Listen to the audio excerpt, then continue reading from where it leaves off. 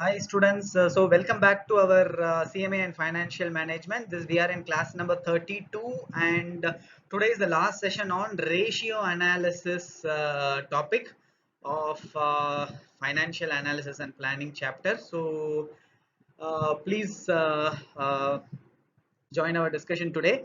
So let's go on with the first problem for the day. In our last class we discussed about last two classes we discussed about the ratio analysis. We discussed on the first class about the all the formulas and one example problem, and in the second class, which is class number 31, we saw some advanced level problems, and today we are going to see very simple problems, but there is a high probability we can go wrong or we can stuck somewhere. The biggest advantage of choosing in the examination to attend ratio analysis is the time taken will be drastically less compared to all other choices. Okay, if you want to go and read all the problem of capital budgeting and those stuff, it will take a lot of time for you. But here the time taken for reading the question is very less, and if you know the concept, we can crack this ratio analysis very easily, and there is a very high probability you will get a question from ratio analysis. So let's move on to today's problem. Everything will be of 4 mark to 6 mark per problem, but high probability that you will get stuck up. But if you know the formula very well and also the logic, always the formula will not work. Okay, so that is what we are going to discuss today.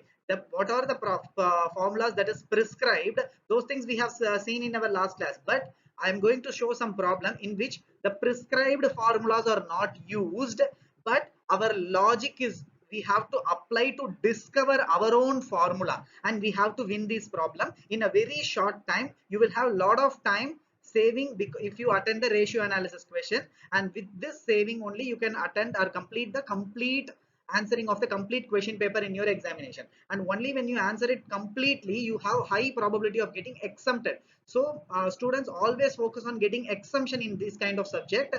Okay, so that will help you in averaging out. Also if you are weak in some other subject, it will help you to get the cross the 200 mark in the Inter. Also, if in you are going to skip some examination, exemption will you need not write this paper hereafter. So always focus on exemption in this kind of paper. Let's go inside today's problem. We will be very fast today.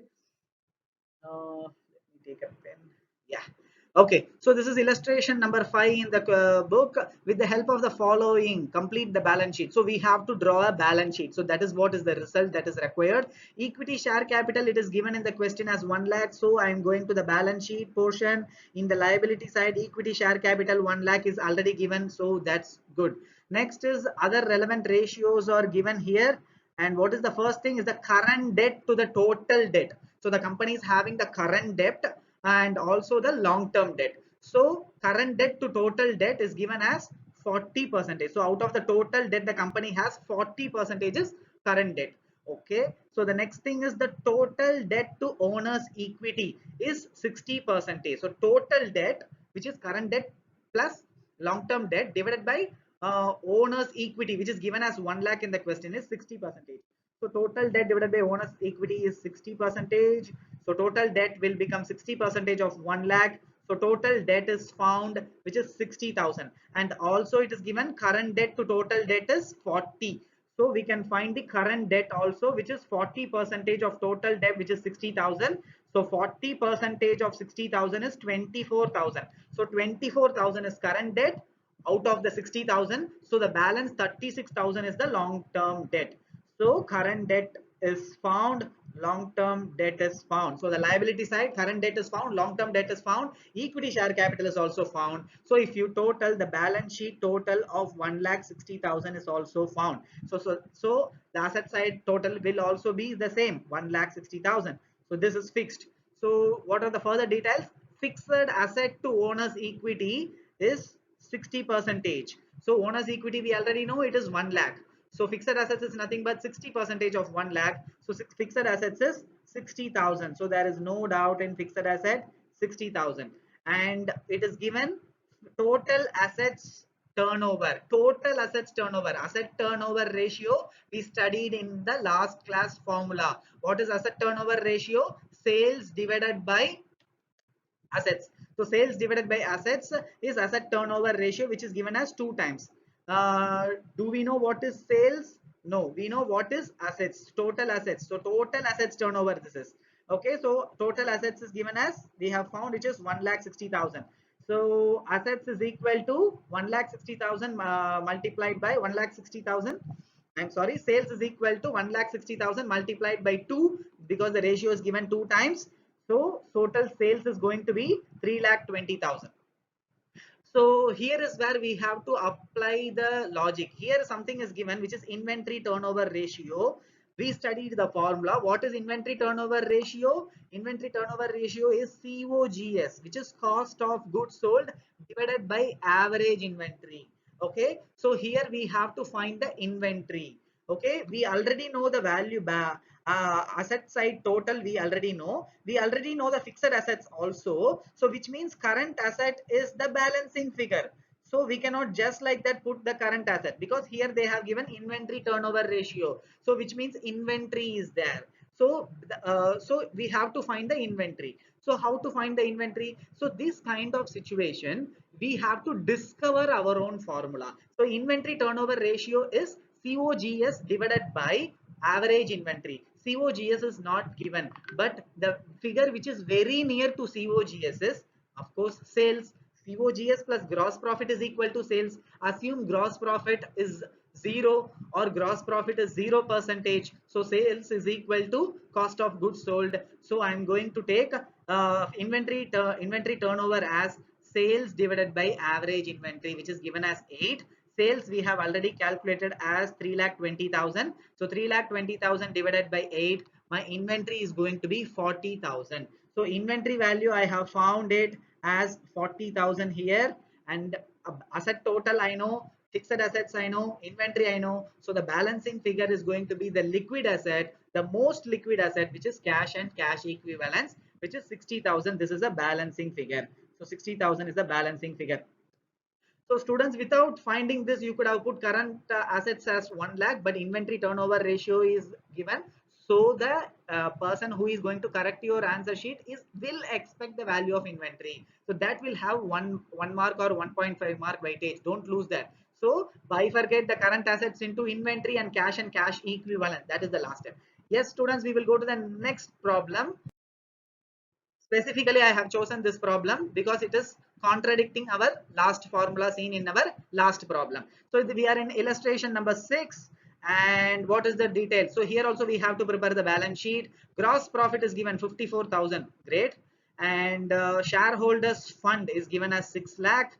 Okay, so shareholders fund 6 lakh I am taking to the liability side. Okay, so shareholders fund means equity share capital plus reserves. If they have given the bifurcation percentage also, you can bifurcate. If it is not given, you can take the shareholders fund directly to the balance sheets liability side. So next is gross profit margin is given. 20% is gross profit margin. So what is gross profit margin formula?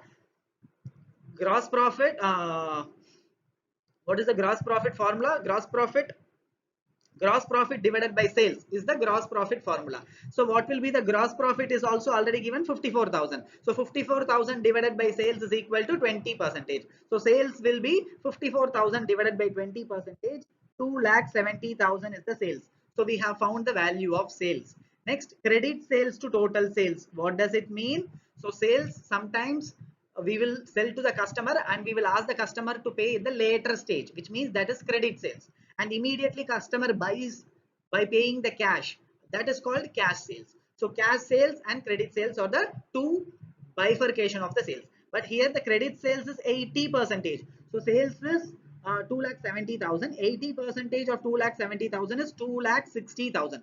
So 2,16,000 is the credit sales and cash sales is 54,000. So we have bifurcated the total sales into cash sales and credit sales also. Next, we are going to total assets turnover. This formula we discussed in our last problem also, which is sales divided by total assets. Okay, so sales value we already found.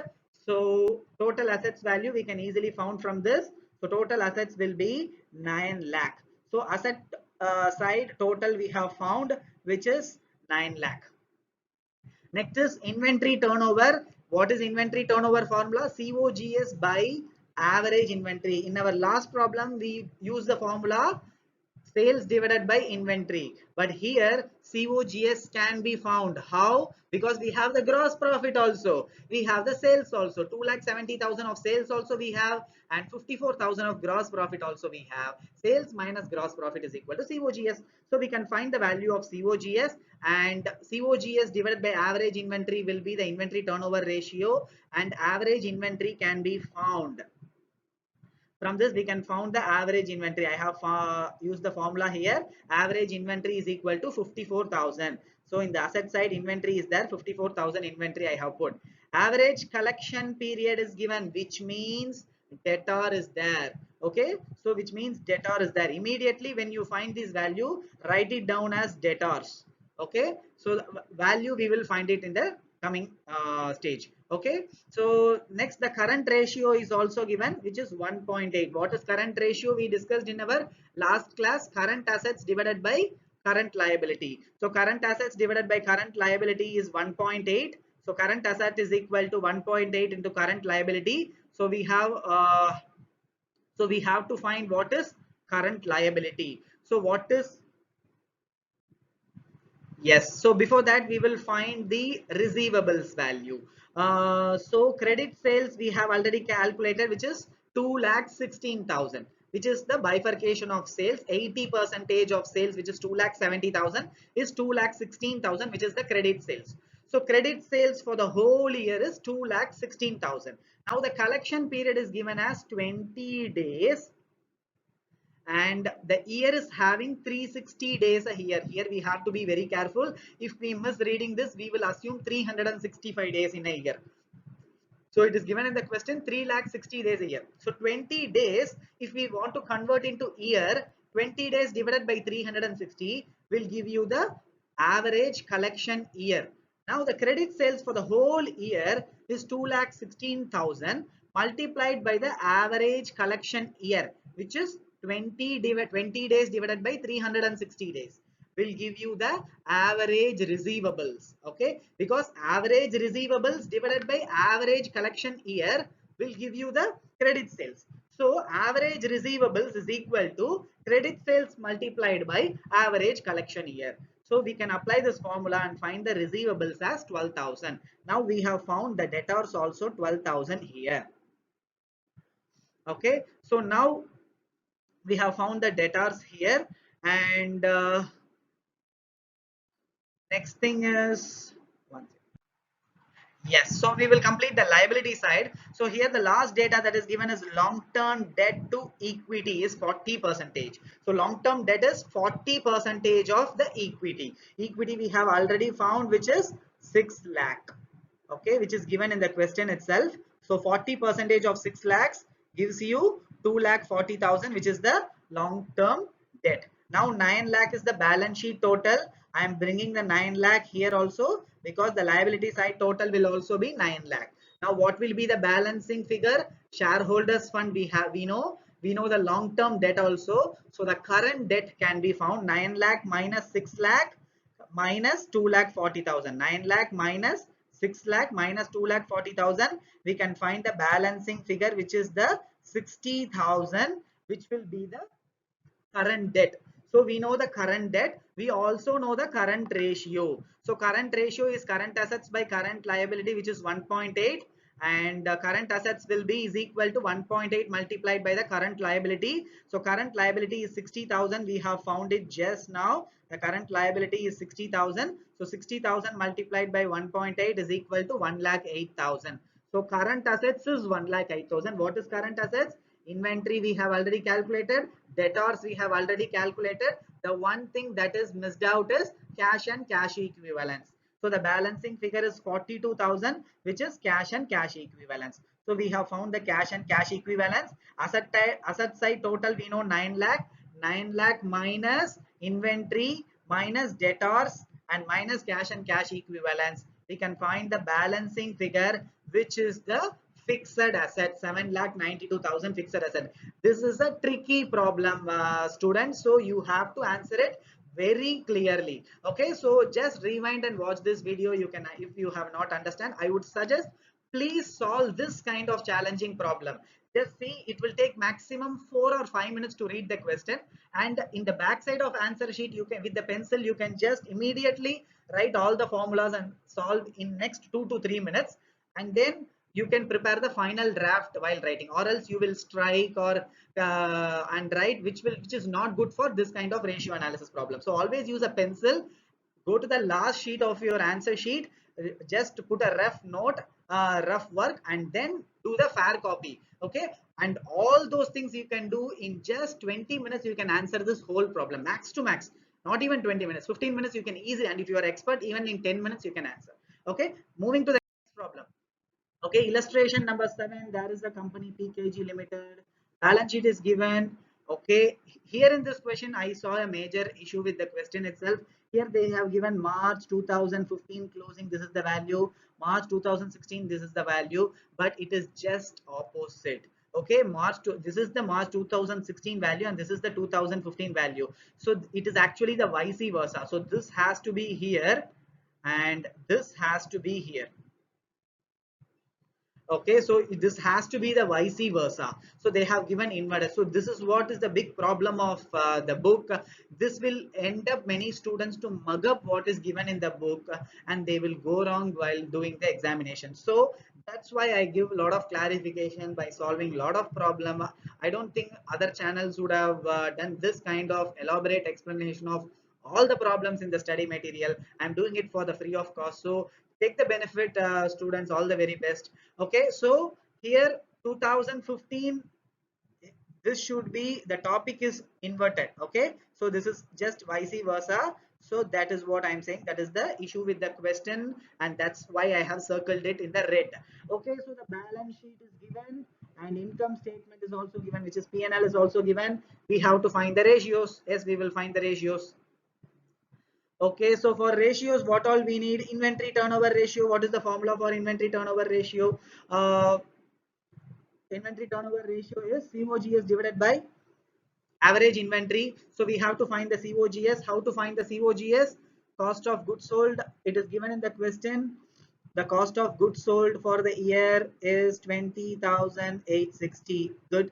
Okay. Next, what is we have to find the average inventory. We need the opening stock for that. Yes, stock detail is given. Opening stock is 2,400 and closing stock is 2,867. So the average inventory will be 2,407 plus 2,867.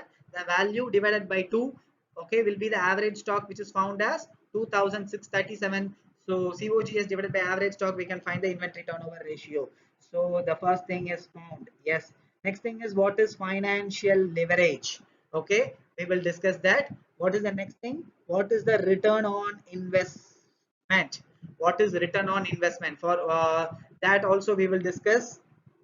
And next thing is the return on equity and average collection period. And finally, they are asking to comment on the financial position of the company, how the company is looking in your eyes. So that is what they are asking. Okay, let's find all the other ratio. Yes, so here the financial leverage. So what is leverage? So what leveraging is a concept of going for a long-term debt financing. A company can leverage its earning. How to leverage? Leverage means increase its earning per share by putting new funds. Okay, let me explain this way. So we are going to equity shareholders, getting their money and giving them the equity shares. So they become the owner of the company. Okay, now we are going to the bank and getting the long-term debt, and this long-term debt will be used to purchase fixed assets. Okay, and this fixed assets will enable you to produce the product and sell, thereby increasing the sales revenue. When the sales is going up, automatically the balance sheet bottom line, the profit will go up. When the profit is going up, the earning of the owners will go up. So by taking a debt from the bank, owners profitability, owners earning will go up. This is called leveraging effect. So how the owners has got benefit? Owners has got benefit because of the owners fund, which is shareholders fund, which is equity. By putting the equity, They have spent and they have got the benefit. But with long-term debt, they have not put the money. Bank has invested the money, and with that higher earnings they are going to get. Okay, and this is called leveraging effect. So what is the leverage? The owners are going to get a leveraged earning or increased earning because of the debt. So the financial leverage, the formula is earning before interest and taxation divided by earning before taxes, which means earnings before interest and taxation. So the interest should not be deducted. Okay, so interest portion has to be there in the numerator, while the interest portion will not be there in the denominator. So this is called financial leverage. So your financial leverage is 2.98, and I have the details of the last year also. If I do the EBIT, earning before interest and taxation is already given in your question also. So if I do the same thing for the previous year, it is 1.22, which means your current year leverage has gone up, which means you have taken more debt, you have taken more loan. That's why your interest has gone up, because of which your numerator has gone up. Last year it was 1.22. Last year it was 1.22. This year it has become 2.98. Your leverage has gone up. You have taken more loan. Your interest burden is more in the current year. This is not so good. Okay. So because your debt has increased, your loan exposure has increased, your interest payout has increased.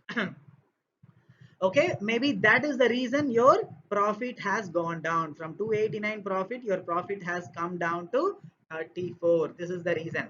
Okay, that is financial leverage. Next, what is the formula? Return on investment. What is the return that we got? Profit after tax is the return divided by investment. That is called return on investment. Okay, return is the profit after tax that is given in the question. What is the investment? Return on investment. So our invested amount is the capital employed.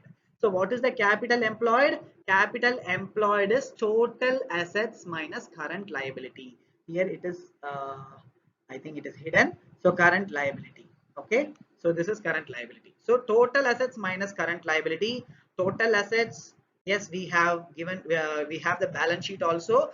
Reduce the current liability from it. You can find the total assets minus current liability, capital employed for the previous year and the current year also. Just take the average. So 5,947 plus 4,555 divided by 2 will give you 5,251 as the capital employed. So profit after tax divided by average capital employed will give you the return on investment. Next, what is the return on equity? Okay, return is profit after tax divided by equity. What is equity? Shareholders fund. So we have the shareholders fund also in the balance sheet in your question. So current year equity is given and previous year equity is also given. Take the average. So average equity is 1924.5. 34, which is the profit after tax divided by 1924.5 will give you 1.77% as the return on equity. Next, what is the average collection period? Average collection period, what is the formula? Days in the year divided by debtor turnover ratio. So we have to find the debtors turnover ratio. What is the formula for debtors turnover ratio? Credit sales divided by average debtors.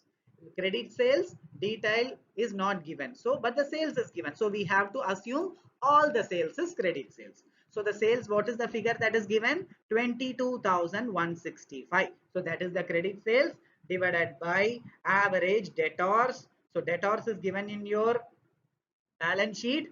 So the current year debtors is also given. Previous year debtor is also given. Previous year debtor is the opening debtor. Current year is the closing debtor. Closing debtor plus opening debtor. Take it divided by 2 is going to be the average debtors, and you can take the average debtors, and also credit sales divided by average debtors. You can find the debtor turnover ratio, which is very good. 16.65 times the debtor is getting replaced. Okay, so average collection period is days in the year. Have they given anything in the question? Nothing is given, so we have to take it as 365 days in a year. So 365 divided by debtor turnover ratio is going to give you 22 days is the average collection period. So average, you are realizing your credit sales on an average 22 days you are realizing your thing. Okay, so these are all the ratios that is asked the question, and lastly they have also asked about the financial position of the company, for which we have to calculate short-term liquidity ratio or short-term solvency ratio and long-term solvency ratios. Okay, what are the short-term solvency ratio, current ratio and liquidity ratio, and long-term is debt equity ratio and fixed assets ratio. So current ratio is current assets divided by current liability. So we can find the total of current assets as given here. So total current assets is found. Current liability also is taken from the balance sheet of the question paper, and we have applied and found the current assets.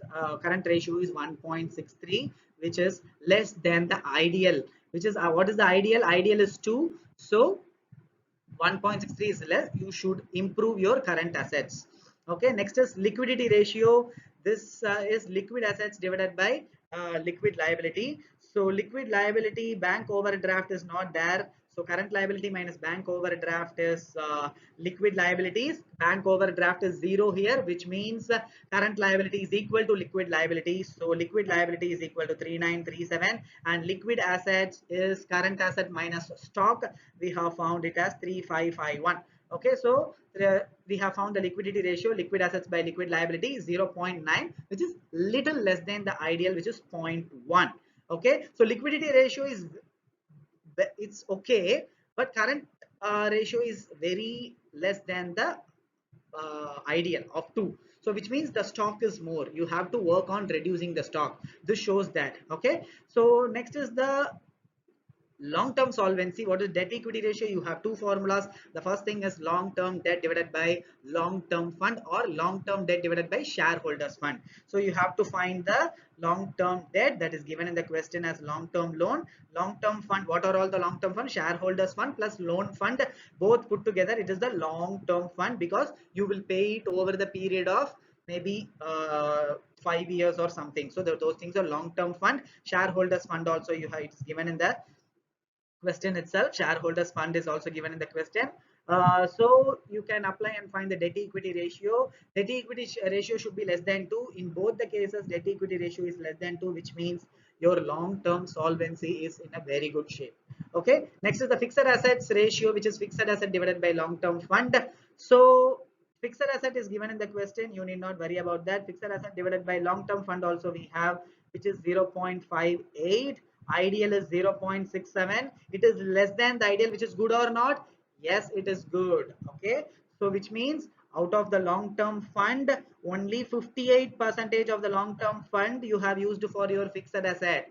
Actually you can use up to 67%, that is the ideal, but 58% only you have used, which is very good. You still have scope for investing on the fixed assets, which means you can increase your sales also. Okay, so these are all is the remarks that you are giving about the financial position of the company. Let's move to the next problem. Illustration number 8. Okay, sales is given 30 lakhs. Gross profit ratio is given 25%, which means we can find the gross profit. Sales minus gross profit, we can also find the COGS. Okay, so like that the COGS is calculated as 22.5 lakhs. Okay, so because the gross profit is equal to sales divided by gross profit ratio, sales multiplied by gross profit ratio, we can find the gross profit. Sales minus gross profit is COGS. So fixed asset turnover ratio, by seeing this, your formula, what it comes to mind is sales divided by fixed assets, but it is given here on the basis of COGS. So it is COGS divided by fixed assets. So COGS divided by fixed assets is 1.5. COGS just now we have calculated. So fixed assets is 15 lakhs. So in the balance sheet, fixed assets we have found, which is 15 lakh. Next is stock turnover ratio on the basis of COGS. So COGS divided by average inventory, it is given as 6. So average inventory is equal to COGS divided by stock turnover ratio. So average inventory is found to be 3.75 lakhs. So here we have found average inventory 3.75 lakhs also. Next, liquid ratio is given, which is 1. Current ratio is given, which is 1.5. So current ratio is current assets divided by current liability. Liquid assets divided by current liability is liquid ratio. Both is given. Now in the place of current assets, we can substitute a formula: liquid assets plus stock is current assets. So if we do this substitution, you can find the value of liquid assets and current assets.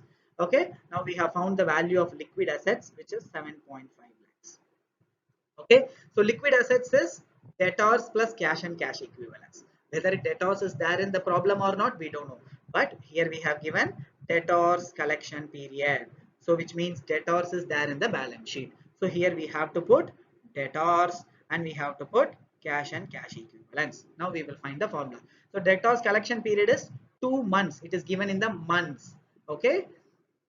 Next. So what a debtors collection period is given as 2 months. So debtors collection period is equal to month in a year divided by debtors turnover ratio. So debtors turnover ratio is equal to, in the year we have 12 months divided by 2. So till now we have seen number of days in a year, but here it is given in months. So 12 months divided by debtor collection period of 2 months is equal to 6. So debtor turnover ratio is equal to 6. Debtor turnover ratio is equal to credit sales divided by average debtors. So average debtors is equal to credit sales divided by debtor turnover ratio of 6. So 30 lakhs is the sales, and we are assuming all the sales is credit sales. Okay, so debtors 30 lakhs divided by 6 is equal to 5 lakhs. Average debtors is also found here. Perfect. Okay, next what we have to find is further detail. What let's see the question: reserves and surplus to share capital. So we have to find the shareholders fund, and shareholders fund can be bifurcated into reserves and equity share capital. Yes, we can do that, but for that we need the shareholders fund. How to find the shareholders fund? Yeah, here it is given fixed assets to net worth. Net worth, what is net worth? Net worth is otherwise called as the shareholders fund. It is given as 1.2. So fixed assets divided by net worth is 1.2, which is otherwise called as fixed assets divided by shareholders fund is 1.2. So shareholders fund is equal to fixed assets divided by 1.2. Fixed assets we have already calculated as 15 lakhs. So 15 lakhs divided by 1.2. Shareholders fund is 12.5. So shareholders fund can be bifurcated into equity and reserves also, because the formula is given here. 0.6 is the reserves and 0.6, so 60 percentage is reserves. So 12.5 lakhs, 60 percentage is reserves. So reserves divided by equity is 0.6. Reserves is equal to 0.6 of equity. So here the shareholders fund is equal to equity plus reserves is equal to 12.5 lakhs. So equity can be found as 7.815 if you substitute in this equation, and the balance is going to be the reserves 4.6875. So here you can find the value of equity, value of reserves and surplus also. So fix here in the asset side we have found the fixed asset, we have found the inventory, we have found the debtors, we have found the cash and cash equivalents. Total asset side of 26 lakhs 25,000 is found. This total asset is going to be the balance sheet total of 26 lakh 25. I am taking to the liability side also. Now we have found the equity, we have found the reserves and surplus, and what are the other details given. So only one detail we have left out, which is capital gearing ratio. So what is capital gearing ratio? Capital gearing ratio is long-term debt divided by shareholders fund. Here we have found long-term debt divided by shareholders fund. Shareholders fund we have already calculated as 12.5 lakhs. So if you substitute, we can find the long-term fund or long-term debt as 6.25 lakhs. So long-term debt is found here 6.25 lakh. We know the balance sheet total. We know the reserves and surplus and shareholders fund. So the balancing figure is the current debt. So current debt of balancing figure is found to be 7.5 lakhs. That's how we are finding the balance of it. This is also very tricky, because you would have not seen capital gearing ratio anywhere. So that is the crux to find the long-term debt, and only if you find the long-term debt with the finding, you know, the balance sheet total, the balancing figure will be the current debt. So that's on this. I think we have one more problem for the day. Yes, this is also a very tricky problem, but it's a very simple problem. You will get only 4 marks. High probability this can go wrong, so watch it very carefully. Yes, here again the PKG Limited has come. Plans for the next year 15-16. The company will employ a total assets. Okay, many students, well, they see that immediately they will put fixed assets. No, this is the total assets, which means the balance sheet total. So the total assets is 25 lakhs. So they are financed by 30% of the assets is financed by debt with the interest cost of 9% per annum. So 30% of this 25 lakhs is financed by the loan, and the loan interest rate is 9%. Direct cost is given as 15 lakhs, operating expense is given as 2.4 lakhs, sales revenue is given as 22.5 lakhs, which means we can make the P&L with these detail itself. Tax rate is given as 40%. Yes, sales is given as 22.5 lakhs. Yes, we have taken, that is the top line of the P&L. Okay, now the direct cost is given. So direct cost, I am taking 15 lakhs. So that is the total 15 lakhs. So 22.5 lakhs minus 15 lakhs. Gross profit, I can find the gross profit as 7.5 lakhs. Next comes the operating expenses of 2.4 lakh, which is given here. So 2.4 lakhs operating expense I am taking. So the gross profit of 7.5 lakhs minus 2.4 lakhs will give you a operating profit of 5.1 lakhs. Now what are other non-operating income? That is zero, that is not given here. So which means your earning before interest and taxation is 5,10,000. And now we are going to go interest. What is interest? 25 lakhs of asset, out of which 30% is financed by the loan for 9% interest. So 25 lakh multiplied by 30%, that is the principal amount of the loan. Multiply what is the interest? 9% is the interest. So the total interest outflow is 67,500. Now I am reducing it from the earning before interest and taxation, and I am finding the earning before taxes is 4,42,500, which is otherwise called as net profit. And now what is the tax rate? It is given the question as 40%, and 40% of this is 1,77,000. So reduce it and you can find the profit after tax as 2,65,500. This is called the income statement. So we have drafted the income statement. Now we have to calculate the net profit margin. Very simple. Net profit divided by sales is the net profit margin. Net profit we have already have here, which is 4.42 lakhs is the net profit. Sales value we have 22,50,000. So the net profit margin can be found. Next, return on asset. What is the return on assets? Okay, so here return on asset is installed in the company, and this asset is producing the products, and that product you are selling in the company. So the capability of the asset, what is the capability of the asset to produce the earning? What is the earning potential of the assets? That is what is the return that has come from the asset. So here, what is the earning potential of the asset?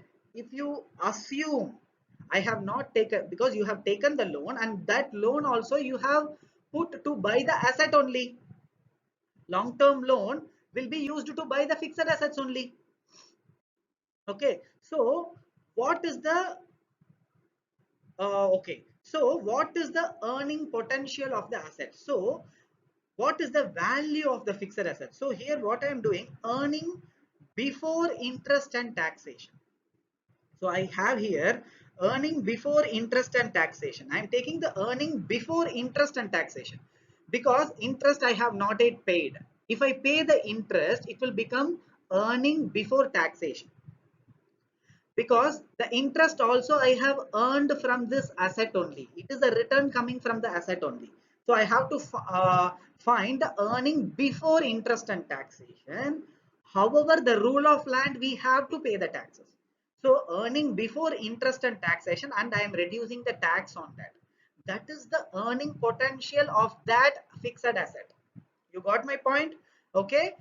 If we have not taken the loan, and this fixed asset would have earned that much of amount, which how much of amount?